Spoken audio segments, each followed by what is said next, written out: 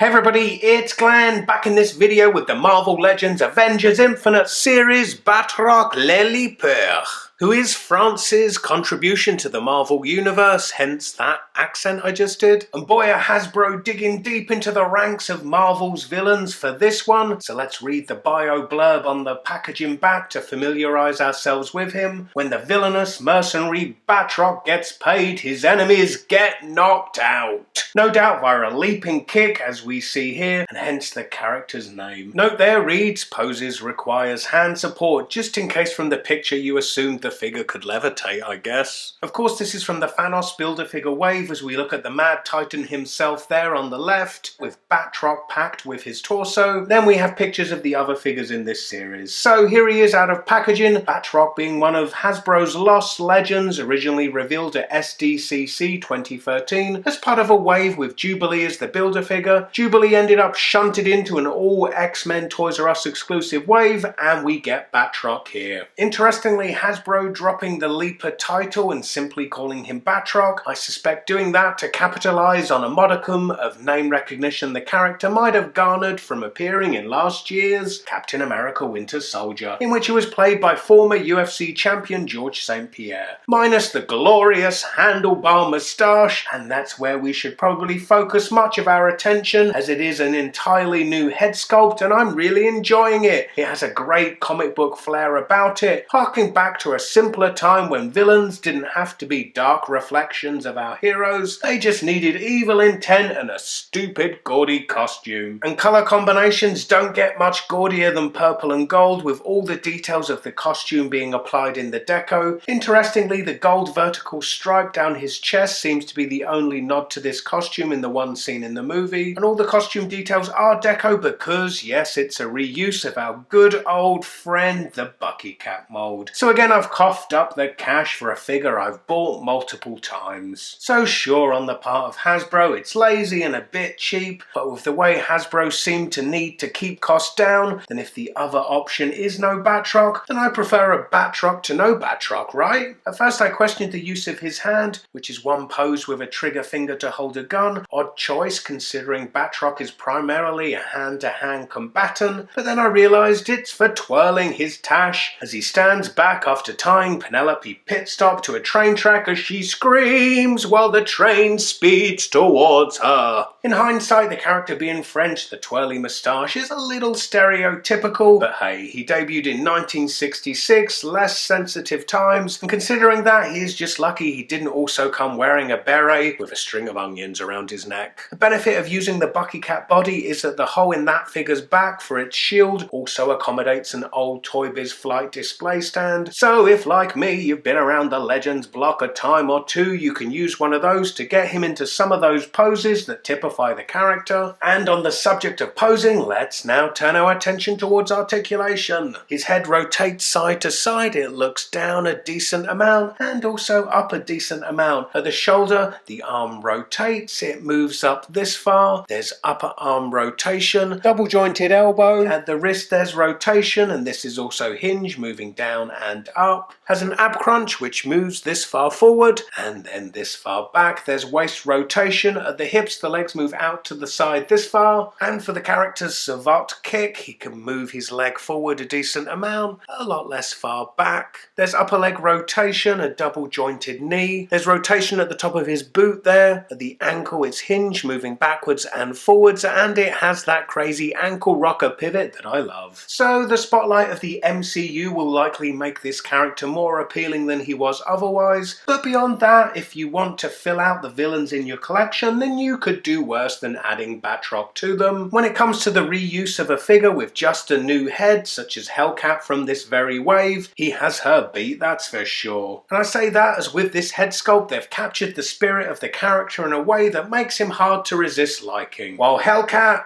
is not the cat's meow. And to find out the reasons why I say that, click the video on the right to check out my review. As ever, give your fingers a break from moustache twirling by clicking the like button, subscribe for more, and I hope to see you next time. Bye.